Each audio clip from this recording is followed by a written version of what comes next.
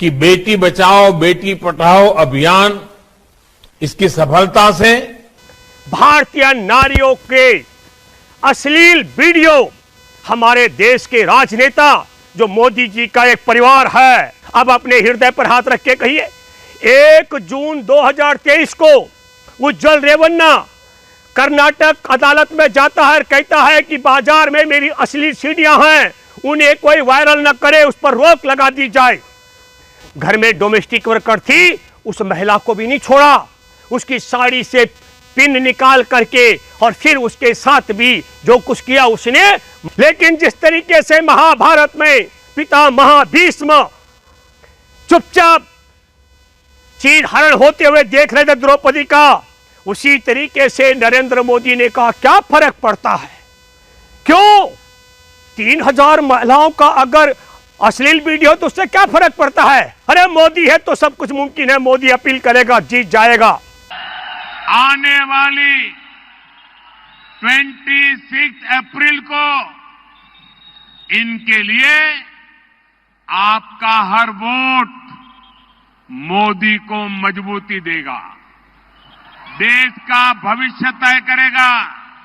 हिंदुस्तान का प्रधानमंत्री mess rapist के लिए वोट मांग रहा है।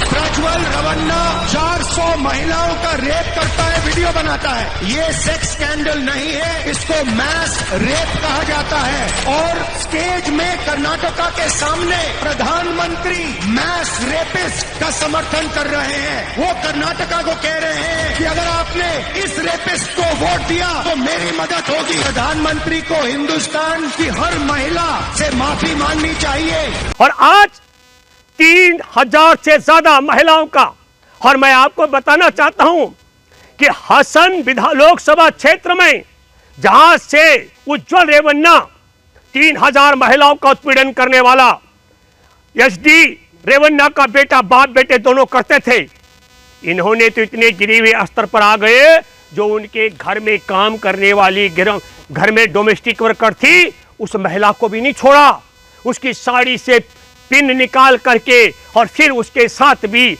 जो कुछ किया उसने मुकदमा दर्ज कराया, पक्का मुकदमा दर्ज कराया। मुकदमा दर्ज कराया 354A 354B और 506 509 छेड़ाखानी का, रास्ता रोकने का, जान से मारने की धमकी का, महिला की गरिमा को ठेस पहुंचाने की FIR दर्ज है। और वही उज्जवल रेवन्ना भारत छोड़ के चला जाता है। भारतीय नारियों के अश्लील वीडियो हमारे देश के राजनेता जो मोदी जी का एक परिवार है, HD रेवन्ना और उसके पुत्र उज्जवल रेवन्ना, उनके 3000 से ज्यादा अश्लील सीढ़ियां, अश्लील वीडियो पूरे बाजार और धूम मचा रहे हैं।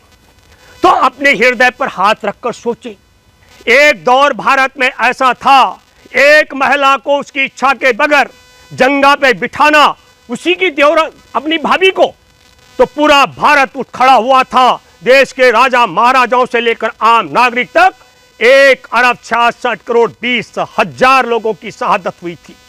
तब मैं ये कहना चाहता हूं आपसे, मत लड़िए, मत दीजिए आप शहादत, मत मरिए आप। महाभारत में जिस तरीके से 1,66,20,00,000 लोगों ने शहादत दी, उसमें 24,000 से ज्यादा अज्ञात लोग थे, क्योंकि लोगों को बहुत बुरा लगा था। लेकिन कम से कम इतना तो कर सकते हैं मेरे प्यारे देशवासियों कि आप ऐसी व्यवस्था के साथ उठ खड़े हुए, जुटे हुए, अब अपने हृदय पर हाथ रख के कहिए, 1 जून 2023 को उज्जवल रेवन्ना कर्नाटक अदालत में जाता है और कहता है कि बाजार में मेरी अश्लील सीढ़ियां हैं, उन्हें कोई वायरल न करे, उस पर रोक लगा दी जाए। और भारतीय जनता पार्टी का विधायक देवराज गौड़ा वो लिख करके देता है दिसंबर 2023 में अपने आला कमान को, भाजपा के प्रदेश अध्यक्ष को, हमारे देश में आला कमान में अमित शाह, नरेंद्र मोदी को चिट्ठी लिखता है और कहता है मेरे पास 3000 भारत की मां बहन बेटियों के, जिनके साथ में इन्होंने नग्न करके उनकी वीडियो बना रखी हैं, ये ब्लैकमेल करते हैं, ब्लैकमेल करके उनसे उनकी इच्छा के बगैर उनको विवश करते हैं काम करने के लिए। वो सारी की सारी सीडी मेरे पास है। इस जेडीएस, इस सेकुलर जनता दल के साथ गठबंधन मत करो। इनके साथ में गठबंधन करोगे, देश की मां बहनों का चीरहरण करने वालों के साथ गठबंधन मत करो। लेकिन जिस तरीके से महाभारत में पिता महाभीष्म चुपचाप चीरहरण होते हुए देख रहे थे द्रौपदी का, उसी तरीके से नरेंद्र मोदी ने कहा क्या फर्क पड़ता है, क्यों 3000 महिलाओं का अगर अश्लील वीडियो तो उससे क्या फर्क पड़ता है। अरे मोदी है तो सब कुछ मुमकिन है, मोदी अपील करेगा जीत जाएगा। और मोदी ऐसा क्यों, ये पहली बार देखिए मैं आपको बताना चाहता हूं आखिर ऐसा अस्त्र क्यों गिरा, क्या कारण है कि हमारे देश का प्रधानमंत्री नरेंद्र मोदी भारत की 3000 महिलाओं के चीरहरण करने वाले उनके अश्लील वीडियो को देखने के बाद ऐसे पार्टी के साथ गठबंधन करता और उसको जिताने की हसन लोकसभा सीट से अपील करता हो। इसका कारण होता है मेरे दोस्तों, क्या होता है, आप में संस्कार, आपकी परवरिश, आपका चरित्र क्या है। और इनका चरित्र क्या है, हमारे देश में आरएसएस के प्रमुख, दूसरे प्रमुख गोल वर्कर नरेंद्र मोदी जी ने दावा किया कि मेरे को गोल वर्कर ने तैयार कर रखा है। उसी गोल वर्कर ने, जिस गोल वर्कर ने हमारे देश में संविधान में महिलाओं को बराबर हक देने का विरोध किया था, महिलाओं को वोट देने का हक, इसके गोल वर्कर बिल्कुल खिलाफ थे। और मैं बेंच ऑफ थॉट्स में यह बात दावे से कह रहा हूं तो थूके उस व्यक्ति के नाम पर जिसने हमारे देश में महिलाओं को बराबर सम्मान संविधान में देने का विरोध किया है। संविधान का दूसरा विरोध हमारे देश में दलित, पिछड़ों को, आदिवासियों को भी वोट देने के हक के खिलाफ कौन था, गोल वर्कर। तो क्या था गोल वर्कर का, एक और बात बताता हूं। गोल वर्कर का कहना था कि भारत में गैर ब्राह्मण महिलाओं को अपना पहला बच्चा पैदा कराने के लिए नंबूद्रीपाद ब्राह्मण के पास जाना चाहिए। मतलब मैं आपको बताना चाहता हूं कि गोल वर्कर जैसा नालायक हमारे देश में गैर हिंदुओं को द्वितीय दर्जे का नागरिक मानता था, थूकता है भारत ऐसे गद्दार के खिलाफ। अब आप समझिए कि जो हमारे देश में गैर ब्राह्मणों को द्वितीय दर्जे का मानता हो, हमारे देश की महिलाओं को बच्चा पैदा करने की मशीन मानता हो और महिलाओं को संविधान में वोट देने के हक के खिलाफ हो, उसी गोल वर्कर के संस्कार से निकला हुआ यह नरेंद्र मोदी है। इसीलिए 3000 महिलाओं के अश्लील वीडियो बनाने वालों के परिवार, नरेंद्र मोदी के परिवार अपने परिवार के साथ खड़ा है। वही नरेंद्र मोदी जो बीएचयू में नरेंद्र मोदी के सहयोगियों के द्वारा वहां की एक छात्रा का अपहरण करके रिवाल्वर की नोक पे नंगा करके वीडियो बनाकर उसका गैंग रेप किया गया था, नरेंद्र मोदी ने मुंह नहीं खोला। वही नरेंद्र मोदी जिसकी सरकार में मुख्यमंत्री वीरेंद्र सिंह, भाजपा के मुख्यमंत्री के राज में मणिपुर में कारगिल का युद्ध जीतने वाले सेना के सूबेदार की पत्नी और एक आदिवासी की बेटी को नंगा परेड लगाकर घुमाया गया, नरेंद्र मोदी ने मुंह नहीं खोला। वही नालायक नरेंद्र मोदी जिसने अंकिता भंडारी, भाजपा के नेता के रिजॉर्ट में जिस अंकिता भंडारी का यौन शोषण किया और उसकी हत्या कर दी गई, नरेंद्र मोदी ने मुंह नहीं खोला। वही नालायक जिसके 2002 में दंगों के कारण बिल्किस बानो का पूरा परिवार तबाह हुआ था और इस समय आपको पता होगा गुजरात के आपके चुनाव जिताने के लिए उसके दरिंदों को रिहा कर दिया गया था, नरेंद्र मोदी ने मुंह नहीं खोला। वो भी सुप्रीम कोर्ट को धोखा देकर रिहा किया गया था। कठुआ की मासूम 8 साल की बच्ची, उसका अपहरण, बंधक बनाकर भूखा प्यासा मंदिर के अंदर रख करके गैंग रेप करके उसकी हत्या करने वालों के पक्ष में हमारे देश का तिरंगा झंडा लेकर इसी नालायक की पार्टी के 2 मंत्री सड़क पर उतरे, इसने मुंह नहीं खोला। इसी का एक विधायक अपनी चचेरी बहन 17 साल की बेटी उसके साथ अपहरण करके, बलात्कार करके उसके पिता की हत्या, चाचा को जेल में डालकर उसकी मौसी और उसकी चाची की हत्या करके उसको मरणासन करने वाले के खिलाफ नरेंद्र मोदी एक शब्द नहीं बोला।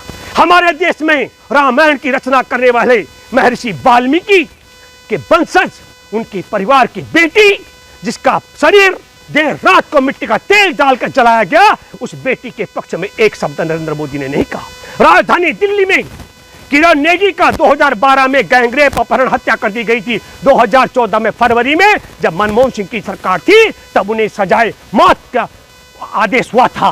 और 2022 में नवंबर में वही किरण नेगी के हत्यारे बलात्कारी दरिंदे बाइज्जत रिहा हो गए। नरेंद्र मोदी ने मुंह नहीं खोला।